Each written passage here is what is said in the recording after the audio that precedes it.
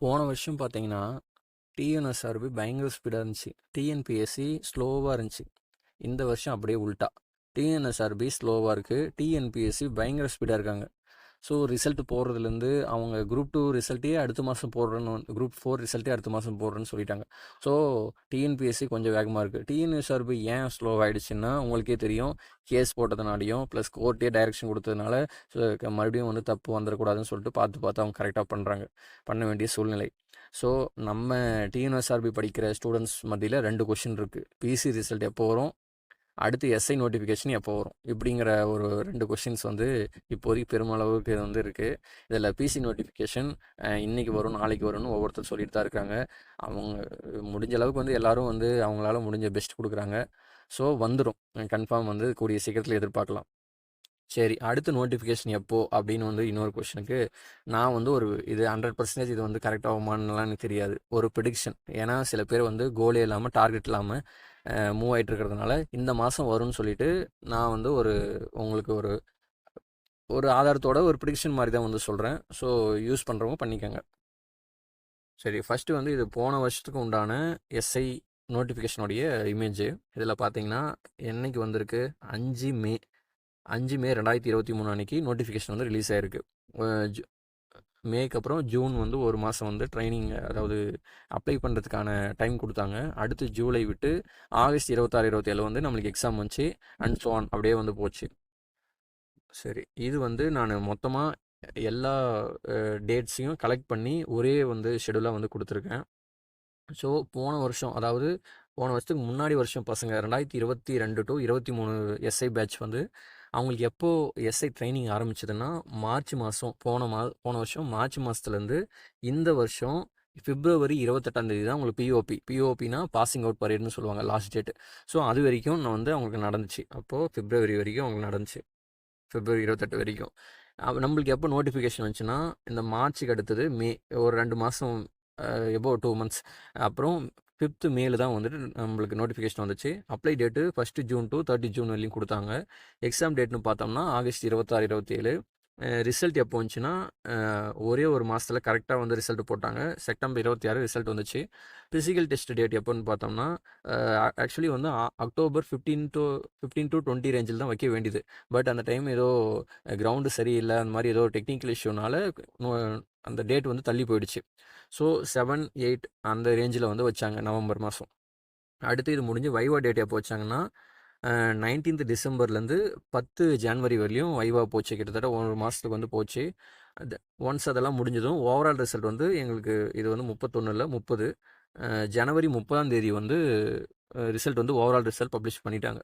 அடுத்து medical test எப்போ கூப்பிட்டாங்கன்னா பிப்ரவரி 14ஆம் தேதியிலேருந்து கமெண்ட்ஸ் பண்ண ஆரம்பித்தாங்க. 1 வீக் ஆர் 10 டேஸ், அந்த டிபெண்ட்ஸ் அப்போ அந்த டிஸ்ட்ரிக்ட் அது வந்து மாறி மாறி வந்து வந்துச்சு.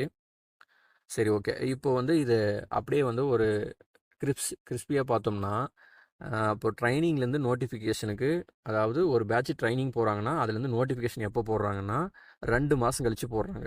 அடுத்து நோட்டிஃபிகேஷன்லேருந்து எக்ஸாம் அந்த ப்ராசஸ்லாம் எவ்வளோ நாள் நடக்குதுன்னா 4 மாதம் வரையும் நடக்குது. தென் எக்ஸாம் முடிஞ்சு ஃபிசிக்கல் வந்து எப்போ வருதுன்னா 45 நாள் கழிச்சு வருது. அப்போ ஃபிசிக்கல் டு இன்டர்வியூ எப்போ வருதுன்னா அது வந்து 40 நாள் கழிச்சு வருது. அப்போ இன்டர்வியூலேருந்து மெடிக்கல் எப்போ வருதுன்னா அது ஒரு 5 நாள் கழிச்சு வருது. ஸோ இதை பேஸ் பண்ணி நான் அடுத்து வரக்கூடிய எஸ்ஐ வந்து அனலைஸ் பண்ணியிருக்கேன்.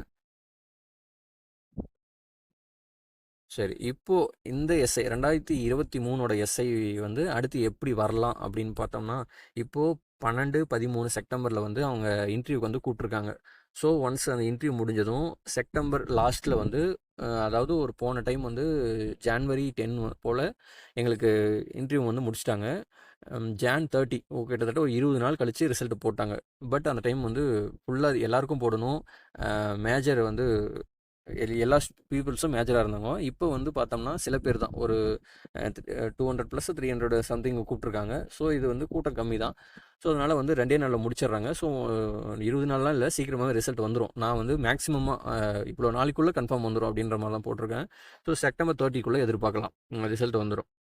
அடுத்து ஒரு 10 டேஸ்க்கு அப்புறம் அவங்கள வந்து மெடிக்கல் டெஸ்ட் கூப்பிடுவாங்க. ஒன்ஸ் ஒரு 3 டேஸ் கூட்டம் கம்மின்றதுனால ஒரு 1 வீக்கில் வந்து முடிச்சிடலாம். ஸோ அவங்க அக்டோபர் மிடில்குள்ளேயே ஒரு 20க்குள்ளேயே வந்து அவங்க ப்ராசஸ் வந்து கம்ப்ளீட்டாக முடிச்சிடலாம்.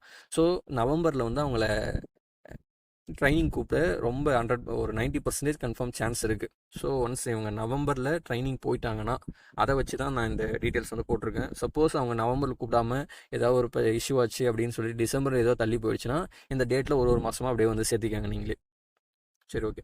இது வந்து 2023 வந்து எப்படி நடந்துச்சு இன்னும் ஒரு டேபிள் பார்த்தோம்ல, அந்த டேபிள் தான் இது. அப்படியே இதில் ட்ரைனிங் போனது, அவங்க மார்ச் மாதம் போனது, பிப்ரவரி 28 வெளியே வந்தது, நோட்டிஃபிகேஷன் வந்த தேதி, அப்ளை பண்ண தேதி, exam date, exam result date, physical date, viva date, overall result date, actually 30 medical test date. So இது எல்லாத்தையும் வந்து போட்டிருக்கேன்.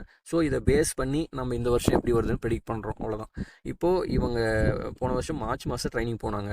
இந்த வருஷம் இவங்க நவம்பர் மாதம் ட்ரைனிங் போகிறாங்கன்னா அவங்க அக்டோபர் மாதம் அடுத்த வருஷம் அக்டோபர் மாதம் வரையும் உள்ளே தான் இருப்பாங்க. அந்த அக்டோபர் மாதம் முடிச்சு தான் அடுத்த செட்டு பசங்க உள்ளே கூப்பிட்டாகணும். ஸோ இவங்களுக்கு ஒரு வருஷம் டைம் இருக்குது. எக்ஸாமும் உடனடியாக வச்சிட மாட்டாங்க, லேட்டாக தான் வந்து வைப்பாங்க. அவங்க ப்ராசஸ்லாம் வந்து மெல்ல தான் வந்து கொண்டு போவாங்க. ஏன்னா ஒரு வருஷத்துக்கு உங்களை சீக்கிரம் எடுத்துகிட்டு அவங்க என்ன பண்ண போகிறாங்க. ஸோ அதனால் வந்து ப்ராசஸ் டிலே பண்ணி தான் கொண்டு போவாங்க. ஸோ அதன்படி பார்த்தோம்னா இவங்க ட்ரைனிங் உள்ளே போயிட்டு 2 மாதம் கழிச்சு தான் நோட்டிஃபிகேஷனே வரும். ஸோ அதன்படி பார்த்தோம்னா ஜனவரி மாதம் வந்து வர வாய்ப்பு இருக்குது. ஜனவரி மாதம் நோட்டிஃபிகேஷன் வந்தால் பிப்ரவரி மாதம் நம்மளுக்கு அப்ளை பண்ணுற டேட் கொடுப்பாங்க. ஒன்ஸ் பிப்ரவரி வந்து நீங்கள் அப்ளை பண்ணி முடிச்சதும் மார்ச் விட்டு ஏப்ரல் லாஸ்ட்டில் வந்து எக்ஸாம் வர வாய்ப்பு இருக்குது. இது மேபி கரெக்டான ப்ராசஸ் நடந்தால் ஏப்ரல் லாஸ்ட் வர வாய்ப்பு இருக்குது. இல்லை ஏதோ ஒரு இஷ்யூனால தள்ளி போயிடுச்சுன்னா மேபி அது வந்து மே ஃபஸ்ட்டில் கூட வந்து வரலாம். இல்லாட்டி ஏப்ரல் முன்னாடியே கூட வந்து, அதாவது ஏப்ரல் ஃபஸ்ட்லேயே கூட வந்து வந்துடலாம். ஸோ முன்ன பின்ன தான் நான் வந்து சொல்கிறேன். அடுத்து எக்ஸாம் ரிசல்ட் டேட் எப்போ வரும் அப்படின்னு பார்த்தோம்னா ஏப்ரல் 26 வந்துச்சுன்னா மே 26 வந்து வந்துடும், அவ்வளோதான். ஒன் மந்தில் வந்து வித்தின் 1 மந்தில் வந்து எக்ஸாம் ரிசல்ட் வந்துடும். தென் ஃபிசிக்கல் டெஸ்ட் டேட் எப்போன்னு கூப்பிடலான்னு பார்த்தோம்னா ஜூன் மிடில் வந்து கூப்பிடலாம்.